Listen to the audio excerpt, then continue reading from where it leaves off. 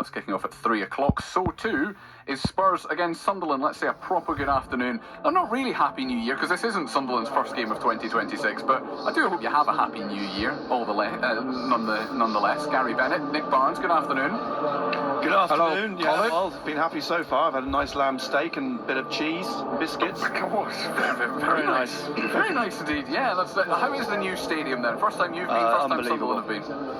Unbelievable. I mean, it's and we've heard so much about it. Yeah. It is a stunning building, if you call it a building. Well, strangely, I read something this morning before coming to the game about the stadium, that if you look at it from above, it looks like a toilet seat, which is slightly sort of undermines the architectural integrity of the whole structure. But really, when you do see it from above, I can quite understand that. But internally, and the steepness of the seating here is quite staggering, actually. You can see how the bank away to our right was modelled on the Borussia Dortmund, the yellow wall. It's a staggering stadium, I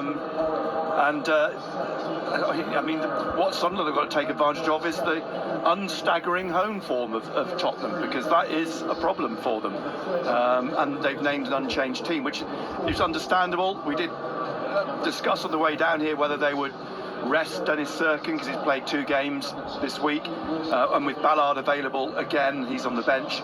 But he's stuck with the same team, and it's hard to argue with that. Sirkin was outstanding, and in fact they all were on Thursday night, and they must be confident. I think they must be confident that they can get something from today's game. It must be really interesting, Benno, that for people who joined us late, by the way, Sunderland's team is unchanged, but Ballard is on the bench. Is he on the bench, in your opinion, because he's coming back from some sort of injury and therefore might not be fully fit? Or is he on the bench because you couldn't conceivably drop either of Alderete and Mukiele the way they've played in the last couple of games? I think it's both, really. Yeah. I think the way the 2 centre-backs have played, you couldn't really leave them out. Then you're talking about changing the shape of the team. And also, it could be a bit of a gamble throwing, Ballard in straight away, just coming back from an injury. Sometimes you've got to nurse him back. We've got, a game on Wednesday, then we've got the FA Cup as well. So, do we really need to push him in? I don't think so. No, and there were people who wondered whether it would be a back 5 against Manchester City just because of the way they play. Sunderland's defensive performance, and it's more than just the back 4 that contributed to this, was absolutely terrific. That's the kind of thing they're going to need again. Spurs are different, but it still needs to be solid away from home.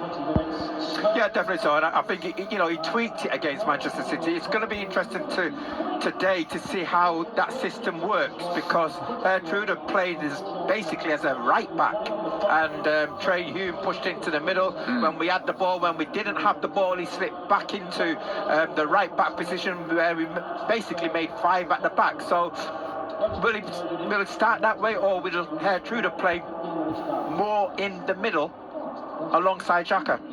They'll be delighted. Sorry, Colin. They'll be delighted to see that Ben Davies starts for Tottenham this afternoon. I mean, he's only made 1 Premier League appearance this season at Nottingham Forest, and as a substitute. He's 32 years old now.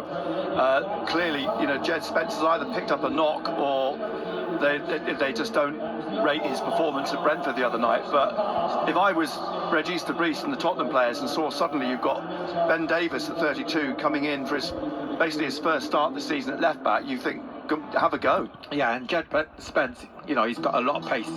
He's done really well since he's come to Tottenham. So they'll miss that little bit of pace, but it brings to obviously their backboard and going forward. But again, you just fancy Roby as well. If he can get the ball into his feet like we did against Manchester City.